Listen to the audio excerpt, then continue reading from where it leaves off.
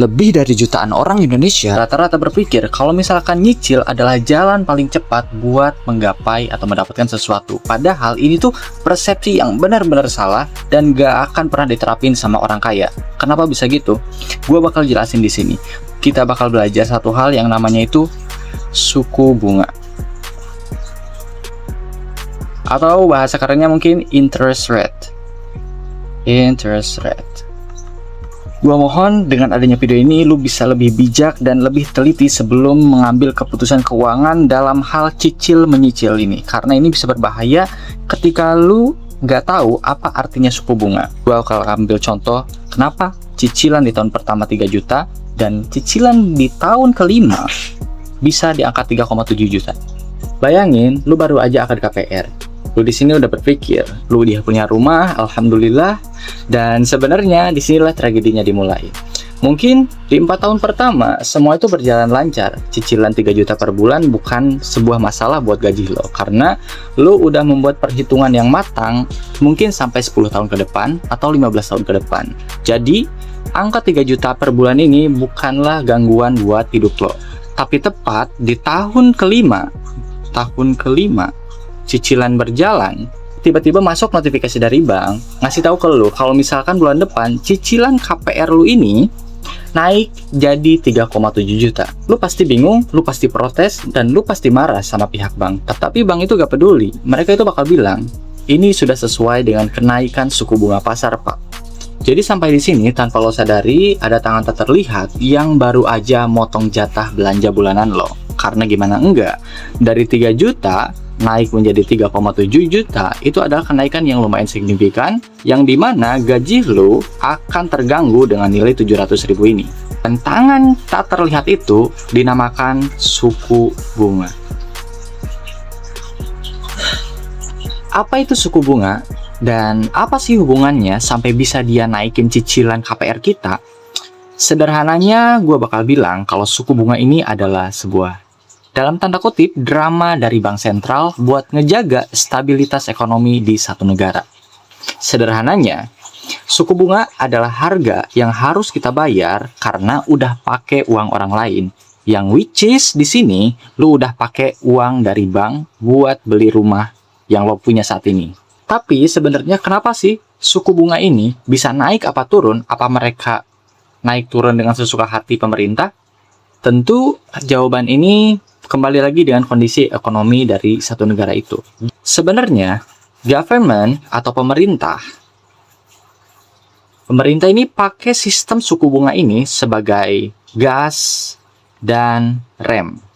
Kalau harga barang di pasar lagi naik gila-gilaan, atau inflasi lagi tinggi-tinggi banget, di sini pemerintah tuh harus nginjak rem agar masyarakatnya tidak belanja secara berlebihan. Oke, setelah kita tahu suku bunga adalah gas dan rem pemerintah buat menjaga stabilitas ekonomi, di sini gue mau sedikit bahas apa sih hubungannya ketika The Fed ini mangkas atau menaikkan suku bunga dengan suku bunga yang dikeluarkan oleh Bank Indonesia atau BI Rate-nya.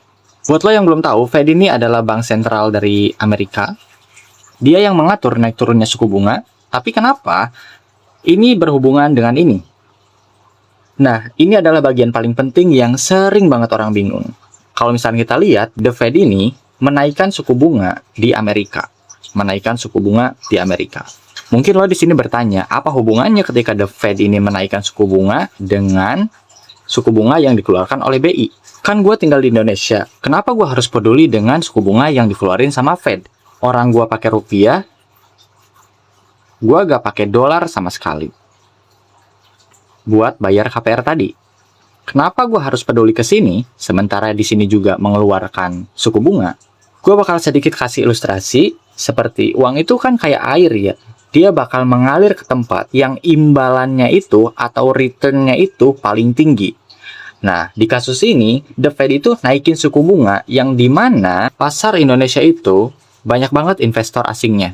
Yang dimana ketika The Fed naikin suku bunga, investor di seluruh dunia bakal tarik uang mereka dari Indonesia dan dipindahin ke Amerika. Karena di sana dianggap lebih untung dan lebih aman. Efeknya, rupiah itu jadi anjlok. Itulah yang terjadi di kondisi ekonomi kita sekarang. Ditambah lagi ada geopolitik, perang Amerika dan Iran yang masih belum selesai. Makanya rupiah sampai saat ini masih turun.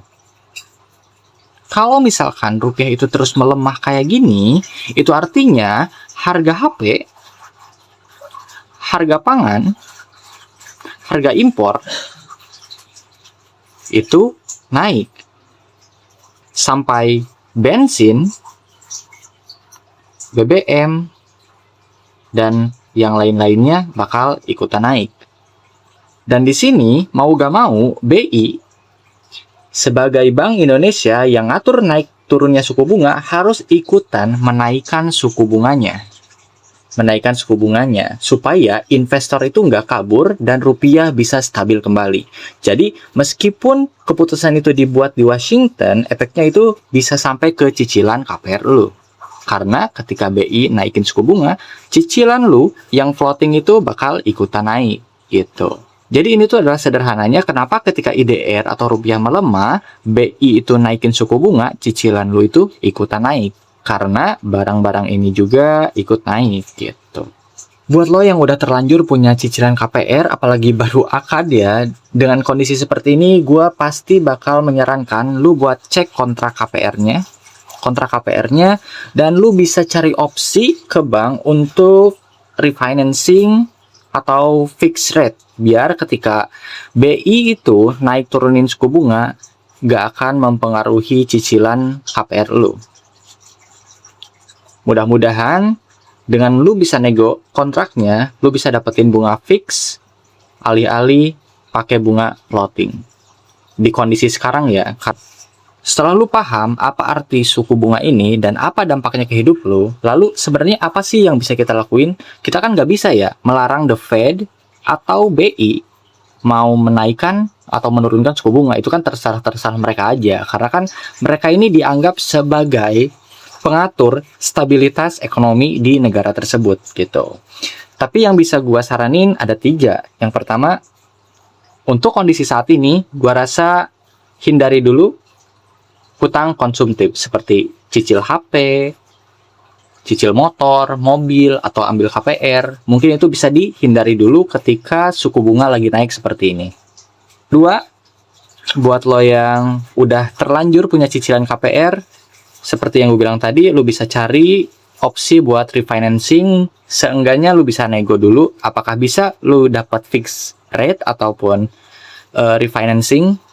Dan yang ketiga, buat lo yang punya duit, alih-alih lu nabung di rekening bank, di saat kondisi seperti ini, lu bisa manfaatin rate yang tinggi dari imbal hasil deposito ataupun obligasi.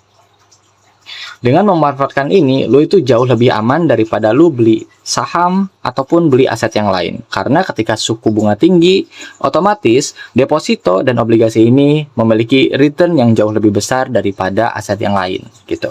Jadi pertanyaannya, apakah suku bunga ini adalah sesuatu yang jahat atau sebenarnya adalah peluang?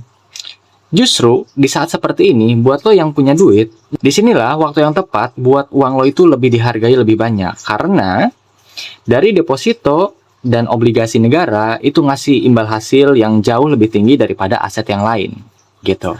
Tapi suku bunga ini juga bisa berubah jadi jahat buat lo yang hobinya itu nyicil. Apalagi buat kebutuhannya itu yang bersifat konsumtif. Ini bakal jahat banget, bisa bikin lu miskin atau dari miskin jadi tambah makin miskin.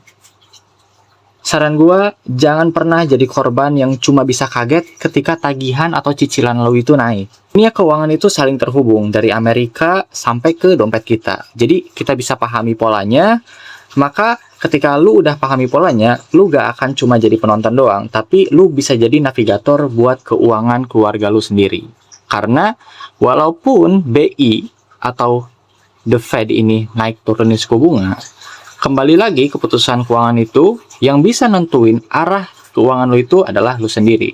Ketika kondisinya seperti ini, apakah lu bakal jadi orang yang menganggap suku bunga ini jahat ataupun ini adalah sebuah peluang? Mudah-mudahan lu paham apa yang gue omongin di sini. Dengan lu paham suku bunga seperti ini, lu bisa lebih wise untuk mengambil keputusan keuangan atau perencanaan keuangan. Dan kalau lu suka konten kayak gini, lu bisa like video ini, dan jika lo berkenan lo bisa subscribe channel ini. Kalau lo rasa video ini bisa bermanfaat untuk orang banyak dan bisa ngebantu keuangan mereka, lo bisa share video ini ke keluarga lo ataupun ke teman-teman lo di sana.